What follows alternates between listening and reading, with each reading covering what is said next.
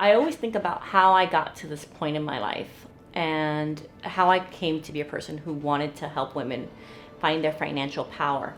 And it came from that realization in my life, that one moment where I realized that I had completely abdicated my own financial know-how and knowledge and power inadvertently. I think I grew up being that Cuban girl who would marry well and marry a great guy who would be really smart and he would handle everything. And I fell completely into that stereotype.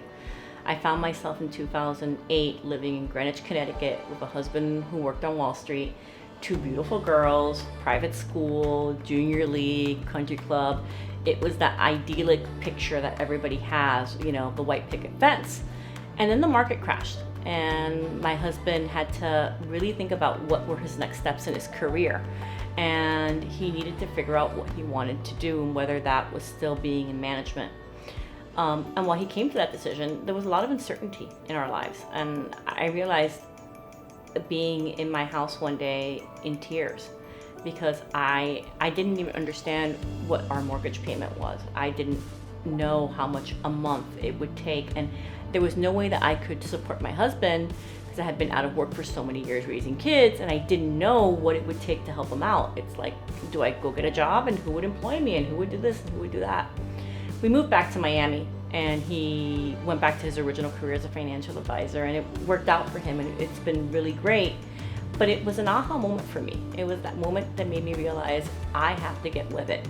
And with that self-discovery came the realization that I really enjoyed working and I wanted to go back into the workforce, even if my Cuban grandmother and my mom were like, why are you doing this? Your husband provides, you can stay home. It was about self-fulfillment. And when I started working and I ended up working in finance, I started meeting so many women who would come into my office and they would feel this sense of shame because they had too abdicated their financial know-how, and here they were asking for help with a level of embarrassment almost. And I would have to sit there and go, I was you 10 years ago, and I know how I can get you from point A to point B. You just have to take a breath and take the first step and take that first action, and you get there. And that's how I ended up doing this for a living and having the opportunity to help provide for my family and at the same time provide for my sex and empower my sex. And it's amazing that I get to feel good about what I do.